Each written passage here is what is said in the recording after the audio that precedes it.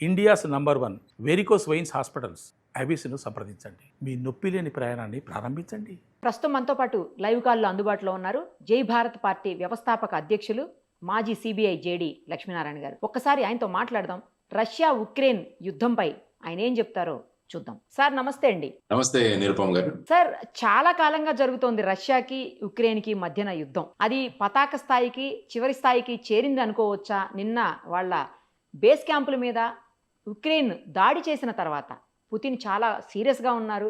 వాళ్ళ మీద న్యూక్లియర్ బాంబులు వేసేసి మొత్తం ఉక్రెయిన్ని సర్వనాశనం చేస్తారని చెప్పేసి వినిపిస్తూ ఉంది న్యూస్. సార్, అసలు ఇది కంటిన్యూ అవుతుందా ఇలాగే, లేకపోతే స్టాప్ అయ్యే అవకాశాలు ఉన్నాయా? అసలు వీళ్ళిద్దరి మధ్యన ఇంత గొడవకి కారణం ఏమనుకోవాలి సార్? అది ఎప్పటికీ సమస్య పోయే అవకాశాలు కనిపిస్తున్నాయి. అంటే నిన్న ఈ సంఘటన జరిగిన తర్వాత కూడా టర్కీలోని ఇస్తాంబుల్లో ఈ రెండు దేశాల యొక్క శాంతి చర్చలు జరిగాయి.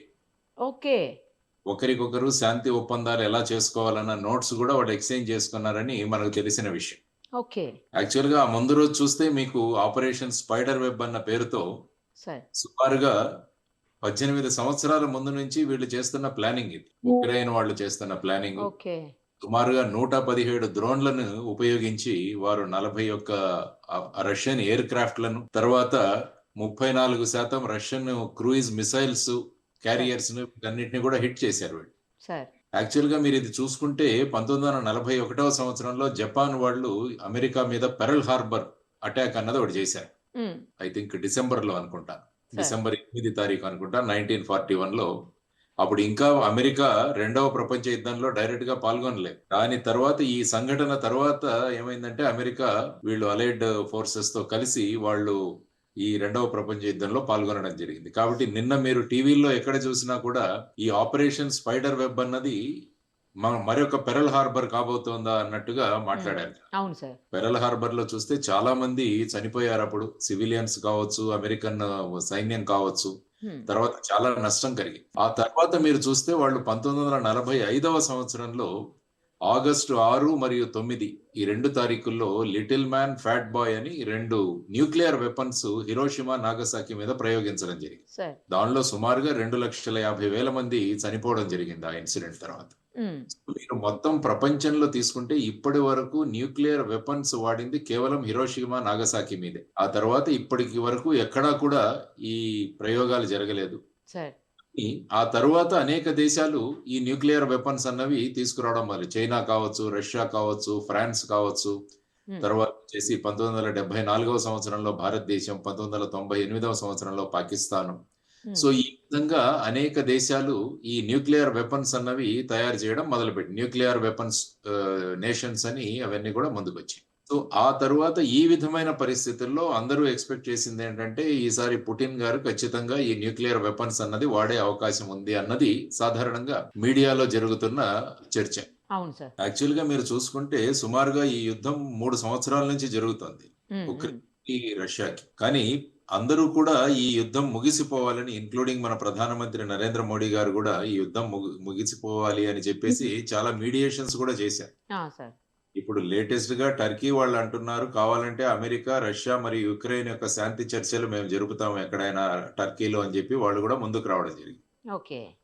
యాక్చువల్ గా మీరు దీనికి రీజన్ కావాలంటే కొంత చరిత్రలోకి వెళ్ళాలి. 1991వ సంవత్సరంలో అప్పుడు పెరిస్ట్రోయికా, గ్లాస్నోస్ట్ అని 2 నినాదాలతో అప్పుడు మిఖైల్ గోర్బచేవ్ గారు ఆ విధంగా రష్యా యుఎస్ఎస్ఆర్ అన్నది ఒక 15 దేశాలుగా విడిపోయిన తర్వాత అందులో ఉక్రెయిన్ అన్నది మేము ఒక స్వతంత్ర దేశంగా ఉంటామని వాళ్ళు విడిపోవడం జరిగింది. సో ఆ తరువాత ఏమైందంటే ఇందులో విడిపోయిన 15 దేశాల్లో 8 దేశాలు యూరోపియన్ యూనియన్ కు సంబంధించిన నాటోలో కలిశాయి. అంటే నార్త్ అట్లాంటిక్ ట్రీటీ ఆర్గనైజేషన్. అంటే అంతకు ముందు వార్సా ప్యాక్ట్ అని ఒకటి ఉండేది. కొన్ని దేశాలు రష్యాను సపోర్ట్ చేసే వాళ్ళందరూ కూడా ఆ దేశాలన్నీ కలిపి వార్సా అని ఉండేది. దానికి ఎదురుగా నాటో ఉండేది. ఎప్పుడైతే రష్యా డిజింటిగ్రేట్ అయిపోయిందో ఈ వార్సా ప్యాక్ట్ అన్నది ముగిసిపోయింది. కాబట్టి నాటోలో ఉన్నారు. కాబట్టి నాటోలో సుమారుగా 30 దేశాలు ఉన్నాయి. ఇప్పుడు 31వ దేశంగా వాళ్ళు యుక్రెయిన్ ని తీసుకోవడాన్ని రష్యా ఖండించింది. ఎందుకంటే మీరు చూసుకుంటే నెపోలియన్ నుంచి హిట్లర్ వరకు రష్యాకు రావాలంటే వాళ్ళు యుక్రెయిన్ నుంచే రావాలి. అందువల్ల ఐరోపా ఖండానికి రష్యాకి మధ్యలో ఎవరైనా వెళ్ళాలంటే యుక్రెయిన్ నుంచే వెళ్ళాలి. అదే విధంగా రష్యా నుంచి యూరోప్‌కు వెళ్ళాలన్నా కూడా ఉక్రెయిన్ మీదే వెళ్ళాలి. కాబట్టి ఈ ఉక్రెయిన్ అన్నది చాలా ఇంపార్టెంట్ అయిన దేశం అటు యూరోప్ వాళ్ళకి గాని, రష్యాకి గాని. సో దానివల్ల ఇప్పుడు యుక్రెయిన్‌తో జరుగుతున్న యుద్ధం ఏదైతే ఉందో దీని వెనకాల అనేక ఈక్వేషన్‌లు కూడా ఉన్నాయి. సార్.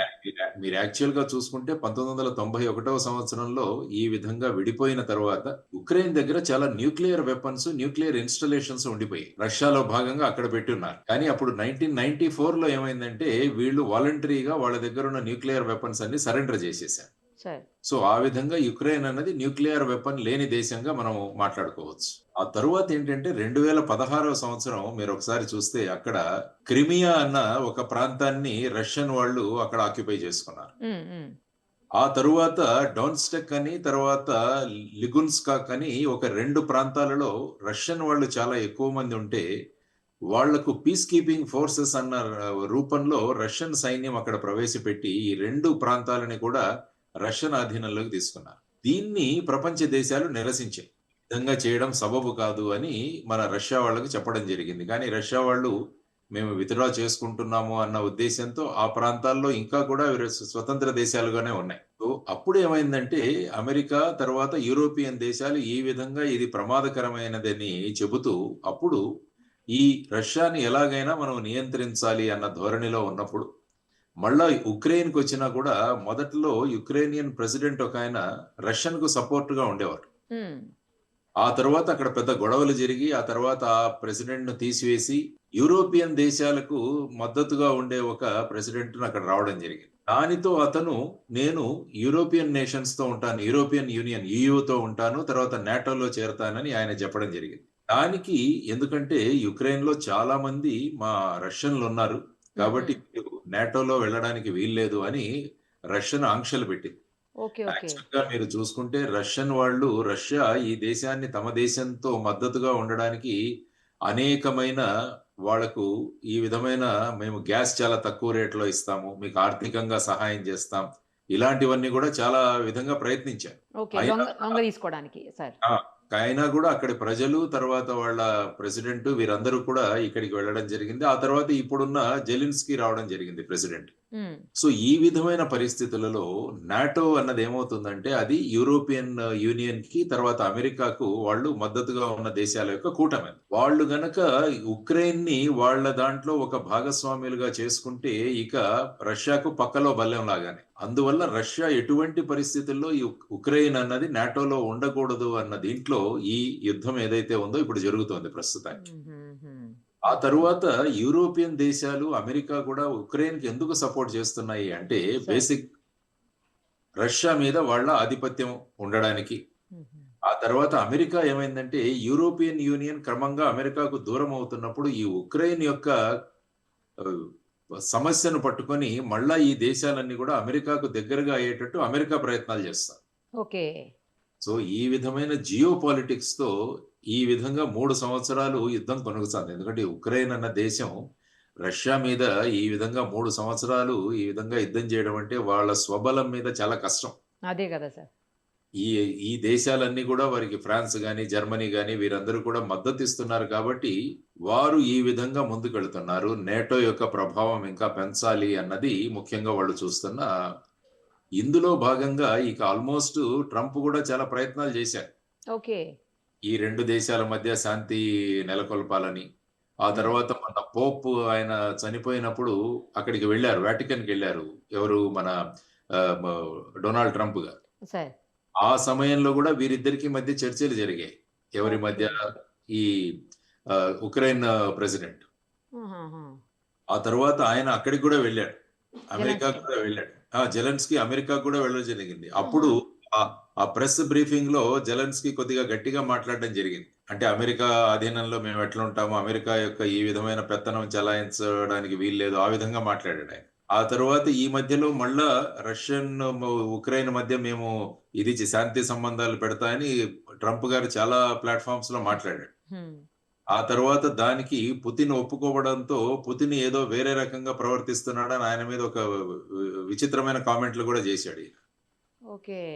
సో ఈ విధమైన పరిస్థితుల్లో ఈ 2 దేశాలు ఇప్పుడు టర్కీలోని ఇస్తాంబుల్లో కూర్చున్నాయి. కానీ దానికి ఒక రోజు ముందు ఈ విధమైన ఆపరేషన్ స్పైడర్ విధంగా చేసి ఆల్మోస్ట్ ఎక్కడో సుమారుగా 7,000 కిలోమీటర్ల దూరంలో ఉన్న సైబీరియాలో ఉన్న రష్యన్ యొక్క స్థావరాలను కూడా అటాక్ చేయడం జరిగింది వీళ్ళు. సార్ అంటే ఒక రకంగా మనం చూస్తే ఇప్పుడు ఏ యుద్ధం చూసినా డ్రోన్లతోనే జరుగుతుంది. కరెక్ట్ సార్, అవును. అంటే ఇంతకు ముందు ఏంటంటే ఫైటర్ ఫ్లైట్స్ కావాలి, లేకుంటే ఆ విధంగా గొప్ప గొప్ప అణ్వస్త్రాలు కావాలి, లేకుంటే శస్త్రాస్త్రాలు కావాలి అనుకున్నాం. కానీ ఏ విధమైన యుద్ధాలు చూసినా కూడా అవన్నీ కూడా డ్రోన్స్ మీదే జరుగుతాయి. మొన్న భారత్ పాకిస్తాన్ మధ్య కూడా డ్రోన్స్ చాలా ప్రభావవంతంగా, ఆపరేషన్ సింధూర్ అప్పుడు, అవును సార్. ఆపరేషన్ సింధూర్ లో కూడా డ్రోన్స్ యొక్క ప్రభావం చాలా ఎక్కువగా ఉంది. అందువల్ల రాబోయే కాలంలో పెద్ద పెద్ద ఫైటర్ ఫ్లైట్స్ ఇలాంటివి కాకుండా ఈ డ్రోన్స్ మీదే అందరూ కూడా రీసెర్చ్ అండ్ డెవలప్మెంట్ మొదలు పెట్టే అవకాశం కూడా ఉంది. కరెక్టే సార్ మీరు అన్నది. సో ఆ విధమైన పరిస్థితుల్లో ప్రస్తుతం ఈ జియో పాలిటిక్స్ అన్నవి ఆ విధంగా రూపొందుతుంది. అందువల్ల ఈ రోజు మీరు పేపర్లో చూస్తే భారతదేశంలో కూడా డ్రోన్ టెక్నాలజీ మీద R&Dలో ఎక్కువగా మనం వినియోగించాలి, పెద్ద పెద్ద పర్చేజెస్ కు వెళ్ళకూడదు అన్నట్లు కూడా చర్చ జరుగుతుంది. ఇదైతే కొంచెం తక్కువలో అయిపోతుంది కదా సార్? తక్కువలో అవుతుంది, చాలా తక్కువలో అవుతుంది. తర్వాత వీళ్ళు ఆపరేషన్ వెబ్, స్పైడర్ వెబ్ కూడా మీరు వాళ్ళు ప్లానింగ్ చూస్తే చాలా ఎప్పుడో 18 నెలల నుంచి చేస్తున్న ప్లానింగ్ అంటే డ్రోన్లను దాచిపెట్టి అక్కడ ఒక చిన్న వుడెన్ బాక్సెస్ లో పెట్టి ఆ తర్వాత వాటి పైకప్పు అలాగే ఆటోమేటిక్ గా ఓపెన్ అయ్యేటట్టు వాటి నుంచి డ్రోన్స్ బయటికి వచ్చి ఈ రష్యన్ యొక్క సుమారుగా 41 ఎయిర్ క్రాఫ్ట్స్ మీద వాళ్ళు ఈ విధంగా డ్యామేజ్ చేశారు. సో ఈ విధమైన ప్లానింగ్ అది చూస్తుంటే ఒక చిన్న దేశం అంటే దీని వెనకాల ఎంతో మంది సహాయ సహకారాలు ఉన్నాయి. సో కానీ ఈ పీస్ టాక్స్ ముందుకు జరగడము అన్నది ఒక పాజిటివ్ గా మనం చూసుకోవచ్చు. ఎందుకంటే అణ్వాస్త్రాలు ఉపయోగించడం మొదలు పెడితే దానికి ఒక అంతుండదు. యాక్చువల్ గా ఎవరో అన్నారు, ఈ ఉక్రెయిన్ రష్యా యుద్ధము 3వ ప్రపంచ యుద్ధానికి దారి తీస్తుందన్న. కాబట్టి దీన్ని నివారించడానికి అన్ని దేశాలు ప్రయత్నిస్తున్నాయి. అటు అమెరికా తన ఆధిపత్యాన్ని పెంచుకోవడానికి, ఆ తర్వాత ఈ యూరోపియన్ యూనియన్ వాళ్ళు మళ్ళా వాళ్ళ యొక్క ఆధిపత్యాన్ని పెంచుకోవడానికి ఈ విధంగా ప్రయత్నిస్తున్న ఈ సందర్భంలో ఇది చిలికి చిలికి గాలివానగా మారకుండా, ఇది ఒక వరల్డ్ వార్ 3కి దారి తీయకుండా ఉండడానికి ప్రయత్నాలు జరుగుతున్నాయి. మరి చూడాలి ఏ విధంగా ఈ శాంతి చర్చలు జరుగుతాయి అన్నది చూడాల్సిన అంశం. ఎందుకంటే ప్రపంచ జియో పాలిటిక్స్ లో మీరు చూసుకుంటే ప్రతిసారి అమెరికా తన పెద్దరికాన్ని తను ఒక బిగ్ బాస్ లాగా చూపించే ప్రయత్నాలు చేస్తూనే ఉంటారు వారు. ఇప్పుడు ఇది చాలా చిన్న దేశం కదా, సపోర్ట్ ఎంత తీసుకున్నప్పటికీ కూడా రష్యా గనక చాలా సీరియస్ గా చర్యలు ఏమైనా తీసుకుంటే నాశనం అయిపోయేది ఫస్ట్ ఈ దేశమే కదా సార్, ఎంత సపోర్ట్ ఉన్నా కూడా. అంటే ఏమవుతుందంటే రష్యా కూడా మీరు చూసుకుంటే ఆర్థికంగా అంత బలోపేతంగా లేదు. రష్యా ఆర్థిక పరిస్థితి కూడా అంత గొప్పగా లేదు. ఎందుకంటే వాళ్ళకి ముఖ్యంగా గ్యాస్, ఆయిల్ ఇవే ప్రధానంగా అక్కడి నుంచి వచ్చేవి. తర్వాత వెపన్లు అమ్ముకోవడం. వెపన్స్ అమ్ముతారు కదా సార్ మనలాంటి దేశాలకు. ఇప్పుడు మీరు చూస్తే ఈ రోజు I think American commerce minister ఎవరో కూడా ఒక కామెంట్ చేశారు, భారతదేశం రష్యాతో ఈ విధంగా ఈ శస్త్రాస్త్రాలు కొనడం అన్నది మేము అంగీకరించట్లేదు, మాకు అది మంచిది కాదన్నట్టుగా కూడా మాట్లాడారు. సో ఈ విధంగా చూసుకుంటూ వెళితే రష్యాని మళ్ళా ఏకాకిగా చేయడం. యాక్చువల్ గా మీరు చూసుకుంటే రష్యా, చైనా, ఇరాన్, తర్వాత నార్త్ కొరియా ఇవన్నీ కూడా ఒక కూటమిగా ఉన్నాయి ఈ సందర్భంగా మనం చూసుకుంటే. సో ఆ విధమైన పరిస్థితులలో ఇప్పుడు ఉక్రెయిన్ మరియు రష్యా యొక్క యుద్ధాలు ఈ విధంగా కొనసాగుతున్నాయి. ఎందుకంటే ఇది ఎవరు ఎక్స్పెక్ట్ చేయలేదు. ఈ ఆపరేషన్ స్పైడర్ వెబ్ అన్నది సడన్ గా వచ్చింది. అంటే అదంతా సీక్రెట్ గా పెట్టారు వాళ్ళు. తర్వాత ఒకేసారి ఎంత ప్లానింగ్ జరిపారు. ఇవన్నీ చూస్తే చాలా ఆశ్చర్యం వేస్తుంది మనకి. నిజం, చిన్న దేశమైనా కూడా ఇంటెలిజెన్స్ ప్రతి ఒక్క పాయింట్ ని స్పెసిఫిక్ గా వాళ్ళు ఐడెంటిఫై చేసి ఒక ప్రాంతంలో కదా ఇన్ని ప్రాంతాల్లో ఆ విధంగా ఆపరేట్ చేయడం అన్నది ఒక ఇంటెలిజెన్స్ రష్యన్ ఇంటెలిజెన్స్ ఏమైందన్నది కూడా అది ఆ రష్యన్ ఇంటెలిజెన్స్ యొక్క ప్రభావాన్ని కూడా ఇప్పుడు ప్రశ్నించడం జరుగుతోంది. తర్వాత డ్రోన్ల ప్రభావం చాలా పెరిగిపోతోంది అని ఇవన్నీ కూడా. కాబట్టి specialised first person view FPV drones అన్నవి చాలా ముఖ్యం. వాటిలన్నింటినీ స్మగుల్ చేశారు. ఎలా వచ్చాయి రష్యాలోకి, వచ్చిన తర్వాత వాటి ఆపరేషన్స్ ఎలా చేశారు అన్నది కూడా దీనివల్ల సుమారుగా రష్యాకి 64,000 కోట్ల రూపాయల యొక్క నష్టం కలిగిందని అంటున్నారు. కానీ సార్ వాళ్ళేమో 14 ప్లేసులు చెప్తున్నారు, ఉక్రెయిన్ వాళ్ళు 7 ప్లేసులే అని చెప్పేసి రష్యా చెప్తుంది అంటున్నారు సార్. తర్వాత ఈ దాడి కూడా ముందుగానే అమెరికాకి తెలుసు అని కూడా అంటున్నారు సార్. నిజమా? అట్లా ఉంటుండొచ్చా? అంటే అది ఏమవుతుందంటే సాధారణంగా ఈ ఇంటెలిజెన్స్ ఏజెన్సీస్ వర్క్ అవుతుంటాయి. యాక్చువల్ గా మీరు చూస్తే ఇలాంటిది జరుగుతుందన్నది కూడా ఒక వార్నింగ్ ఇవ్వడం జరిగిందని కూడా ఒక మనకు సమాచారం తెలుస్తుంది. సాధారణంగా ఏంటంటే ఏ దేశంలో అటాక్స్ జరిగితే ఆ దేశం వాళ్ళు దాని తీవ్రతను తగ్గించి చెబుతుంటారు. ఇప్పుడు పాకిస్తాన్ కూడా ఏమంటుంది, మాది పెద్దగా ఏం అవ్వలేదు, ఇలాంటివి మాట్లాడుతున్నారు వాళ్ళు. అవును సార్. ఇంకా నష్టం జరగలేదు. నష్టం జరగలేదు. ఎందుకంటే వాళ్ళు కూడా వాళ్ళ ఆర్మ్డ్ ఫోర్సెస్, డిఫెన్స్ ఫోర్సెస్‌ని వాళ్ళు కూడా మోటివేట్ చేయాలి హ్మ్. కదా! హ్మ్. హ్మ్. లేకుంటే ఈ విధంగా ఇంత చోట్ల జరిగింది అంటే మళ్ళా వాళ్ళ మొరల్, మోటివేషన్‌కు దెబ్బతింటుంది. Correct sir. కరెక్ట్. ఆ విధంగా ఎప్పుడూ కూడా ఏ దేశమైతే ఎఫెక్ట్ అవుతదో ఆ దేశం ఎప్పుడూ కూడా దాని తీవ్రతను తగ్గిస్తూనే ఉంటుంది. హ్మ్. హ్మ్. హ్మ్. సో, ఈ విధంగా ఇంటర్నేషనల్ చూసుకుంటే సుమారుగా $7 బిలియన్ యొక్క డ్యామేజ్ జరిగింది అని, సార్. తర్వాత చాలా కాంబాట్ ప్లేన్స్ అన్ని కూడా డిస్ట్రాయ్ అయిపోయాయని చెప్పేసి ఆ విధంగా చేయడం జరిగిందనమాట. సో, అమెరికాకి ముందే తెలిసి కావాలనే చెప్పలేదు. ఏమాత్రం లీక్ చేయలేదు ఇన్ఫర్మేషన్‌ని. ఇంత పెద్ద దాడి జరగటానికి అమెరికా కూడా సహకరించింది అని జెప్పేసి కొన్ని న్యూస్‌లు వస్తా ఉన్నాయి సార్.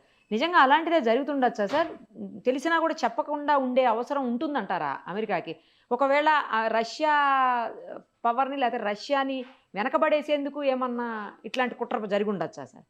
ఇప్పుడు కూడా ఏంటంటే అమెరికా నేను ఇంతకుముందు చెప్పినట్టు వాళ్ళ డామినేషన్ ఎప్పుడు కూడా ఎప్పుడు ఆధిపత్యం. సార్. చూస్తుంది. ఆధిపత్యం అది నడవాలి. అవును. అవును. సో, ఆధిపత్యం కోసం మిగతా దేశాలు ఈ విధంగా చేస్తున్నప్పుడు కూడా వాళ్ళు మౌనం వహించడంలో కూడా అదేం పెద్ద విచిత్రం కూడా మనకు అనిపించదు. సో, ఆ విధంగా చేసుకునే అవకాశాలు కూడా వాళ్ళకుంటాయి. హ్మ్. సో, ఆ విధంగా మరి రష్యన్ ఇంటెలిజెన్స్ ఏమైంది అన్న దాని గురించి ప్రధానంగా మాట్లాడుతున్నారు ఇప్పుడంతా కరెక్ట్ కూడా. సార్. కరెక్ట్. ఎందుకంటే ఇంత పెద్ద ఎత్తున, హ్మ్. హ్మ్. ఇంత పెద్ద కరెక్ట్ సార్. ఎత్తున వాళ్ళు అంటున్నారన్నమాట. ఎందుకంటే డ్రోన్స్ అన్నవి మీరన్నట్టు చాలా తక్కువ. హ్మ్. ఒక్కొక్క డ్రోన్ సుమారుగా ఒక $500 అబ్బో! అది చూసుకుంటే మీరు ఒక 40,000 ఈ విధంగా ఎఫ్‌పివి డ్రోన్స్ అంటాం గదా! హ్మ్. హ్మ్. హ్మ్. దానికి సుమారుగా ఒక 40,000. అదే మనం చూసుకుంటే ఒక్కొక్క విమానము, పెద్ద పెద్ద విమానాలు ఇలాంటివి చూడాలంటే కోట్లలో ఉంటాయి సార్. అవును. వేల కోట్లలో ఉంటాయి. అవును. అవును సార్. కాబట్టి ఇప్పుడు టోటల్‌గా ఈ వార్ గేమ్ అన్నది మారబోతుందా అన్నది కూడా ఒక పెద్ద చర్చ నడుస్తుంది. అదే సార్. అవును. సో, ఇప్పుడు ఈ పెద్ద దేశాలు ఏవైతే ఈ వెపన్స్ తర్వాతొచ్చేసి ఫైటర్ ఫ్లైట్స్ ఇలాంటివన్నీ ప్రొడ్యూస్ చేస్తున్న దేశాలు గూడా మళ్ళా ఆలోచనలో పడ్డాయి. మరి భావి తరాల్లో రాబోయే కాలంలో అంతా ఈ డ్రోన్స్ తోనే జరిగేటట్టుంది యుద్ధాలు అని జెప్పేసి ఈ డ్రోన్ రిసర్చ్ మీద ఎక్కువగా చూడాలి. ఈరోజు ఎవరో ఈవెన్ వాటర్ మీద వెళ్ళే డ్రోన్ గూడా కనిపెట్టినట్టు నేను అవును చూసాను. సార్. అవును. అవును. ముఖ్యంగా ఈ వరదలు ఇలాంటివొచ్చినప్పుడు ఆ డ్రోన్‌ని ప్రయోగించి మునిగిపోతున్న వాళ్ళను వీళ్ళను రక్షించే కాపాడేందుకు. అవును సార్. అవును. కాబట్టి రాబోయే కాలంలో డ్రోన్ యొక్క రిసర్చ్ జరుగుతుంది. అందుకని అమరావతిలో గూడా డ్రోన్ రిసర్చ్ ఒకటి పెద్ద సెంటర్ పెట్టాలని గూడా మాటల్లో చంద్రబాబు నాయుడు గారు అన్నట్టుగా నేనెక్కడో విన్నా. కరెక్టే సార్. అవును. సో, ఈ విధంగా ఈ డ్రోన్స్ యొక్క ప్రభావం మారబోతోంది అన్నది అందుకనే మీరు చూసుకుంటే టర్కీ వాళ్ళు ఈ డ్రోన్స్‌ని చాలా ఎఫెక్టివ్‌గా వాళ్ళు ఎప్పుడో గూడా ముందే అంచనా వేసి వాళ్ళు జేశారు. మన పాకిస్తాన్ ఉపయోగించిన డ్రోన్స్ అన్నీ గూడా టర్కీ మేడ్. టర్కీ దేశంలో చేసిన. అందుకనే మన భారతదేశం టర్కీతో సంబంధాలనేవి మనం తగ్గించేసాం ఇప్పుడు యాక్చువల్‌గా. ఓకే. ఆ! ఆ! టర్కీ దేశంతో సంబంధించిన ఎయిర్‌పోర్ట్‌లో ఉన్న ఫెసిలిటేటర్స్ ఎవరైతే ఉన్నారో వారిని గూడా అన్ని ఎయిర్‌పోర్ట్ నుంచి తొలగించేశారు. ఈవెన్ ఇండిగో వాళ్ళు గూడా దాని నుంచి త్వరగా తెగదెంపులు చేసుకోవాలని గూడా వారికి చెప్పడం జరిగింది. ఓకే. సో, ఈ విధంగా భావి తరంలో వెపన్స్ వాట్ల యొక్క యుటిలైజేషన్ వీటన్నిటి మీద ఒక పెద్ద ప్రభావం చూపబోతోంది ఈ డ్రోన్స్ ముఖ్యంగా ఈ ఆపరేషన్ స్పైడర్ వెబ్ అన్నది. చూద్దాం సార్ ఏం జరగబోతుందనేది. ఎందుకంటే కొద్ది రోజులు వెయిట్ చేస్తే అర్థమైపోతదేమో. శాంతి చర్చలు సఫలమవుతాయా? లేకపోతే అవి విఫలమైపోయి నిజంగానే మళ్ళీ కొట్టుకుంటారా అని. కానీ శాంతి అన్నది ప్రస్థాపితం చేయాల్సిన అవసరం చాలా ఉంది. ఎందుకంటే ఇది మళ్ళా మూడవ ప్రపంచ యుద్ధానికి దారి తీయకూడదు అన్నది కరెక్ట్. మనం. కరెక్ట్. ఎందుకంటే ప్రపంచ యుద్ధాలు జరిగినా, ఏది యుద్ధాలు జరిగినా ఫైనల్‌గా మనమే అందరూ నష్టపోతారు. అవును. ఎవరు గెలిచే వాళ్ళుండరు గానీ, అందరూ గెలిచినట్టు మాట్లాడతారు గానీ, నష్టం అందరికీ కలుగుతుంది. కాబట్టి కరెక్టే. ప్రపంచ స్థాయిలో ఇటువంటి యుద్ధాలు జరగకుండా అందరం కూడా కాపాడాలి. ఆ విధంగా అందరూ నాయకులు కూడా తర్వాత యునైటెడ్ నేషన్స్ అన్నది ఐక్యరాజ్య సమితి అన్నది ముఖ్యమైన పాత్ర పోషించాల్సిన కూడా విషయం. పాత్ర పోషించాలి. ఈ మధ్యలో కరెక్ట్ సార్. యునైటెడ్ నేషన్స్ ఎవరు పట్టించుకోవట్లేదు ఎందుకు అసలు. సార్ యూఎన్ఓ ఎందుకు అసలు ఇందులో ఇంటర్ఫియర్ గాలేదు ఈసారి? అంటే ఏమవుతుందంటే యూఎన్ అన్నది బేసిక్‌గా అమెరికా వాళ్ళ యొక్క దీన్ని బట్టి నడుస్తుంటుందది. వాళ్ళ ఫండింగ్ క్రమక్రమంగా చాలా తగ్గించేశారు వారు. అమెరికా నుంచి ఫండింగ్ ఇది గూడా తగ్గిపోయింది. ఆ భూమిక గూడా తగ్గిపోయింది. తర్వాత ముఖ్యంగా అనేక ప్రాంతాల్లో ఏంటంటే, ఈ డిక్టేటర్స్ లాంటి వాళ్ళు రావడం జరుగుతోంది ఈ మధ్య కాలంలో. ఓకే. దేశాధిపతులుగా వాళ్ళంతా గూడా నిరంకుశ పాలనలాగా ఉన్న ఆలోచన వ్యవస్థ ఎందుకో ప్రపంచంలోనే అటువంటి వ్యవస్థ, అటువంటి ఆలోచన విధానాలు ప్రజలకు గూడా నచ్చుతున్నాయి ఈ మధ్య డిక్టేటర్‌షిప్ అన్నది. సరే. సో, ఆ విధంగా చూసుకుంటూ పోతుంటే ఒక వ్యక్తి యొక్క నిర్ణయాల వల్ల ఆ ప్రాంతంలో ప్రభావితం అవుతూ ఉండవచ్చు. హ్మ్. సో, ఇవన్నీ గూడా ప్రమాదకరం. సో, వీటన్నిటిని గూడా ఆలోచించి భారతదేశం కూడా ముఖ్యమైన పాత్ర వహించాలి. ముఖ్యంగా ఈరోజు అక్కడ అమెరికన్ కామర్స్ మినిస్టర్ ఎవరో మాట్లాడిన విషయాలు భారతదేశం రష్యా మీద ఎక్కువగా ఆధారపడుతుందని. యాక్చువల్ గా మీరు చూసుకుంటే S-400 సిస్టమ్ ఏదైతే మనం ఉపయోగించామో పాకిస్తాన్ మీద ఆపరేషన్ సింధూర్ లో, అది రష్యన్ మేక్. ఓకే. వాళ్ళన్నింటినీ కూడా అక్కడి నుంచి వచ్చే డ్రోన్స్, మిసైల్స్ ని ఎఫెక్టివ్ గా ఇది చేయగలిగాం. ఉమ్, ఉమ్. సో అలాంటివి మళ్ళా ఇంకా కూడా పర్చేస్ చేయాలి, ఇంకా కూడా కొనుగోలు చేయాలని భారతదేశం నిర్ణయించింది. ఓకే. వీటన్నిటి మీద ఇటువంటి ప్రభావాలు ఏం పడతాయన్నది కూడా చూడాల్సిన అంశం. కాబట్టి ఐక్యరాజ్య సమితి మళ్ళా పునరుజ్జీవనమై ప్రపంచంలో ఒక శాంతి నెలకొల్పే విధంగా ముందుకు వెళ్ళాలని మనం అంతా కోరుకోవాలి. చాలా కరెక్ట్గా చెప్పారు sir. Thank you sir. Thank you so much. నమస్తే. సుమన్ టీవీలో మీ పర్సనల్ అండ్ బిజినెస్ ప్రమోషన్స్ కోసం కింది నెంబర్కి కాంటాక్ట్ చేయండి.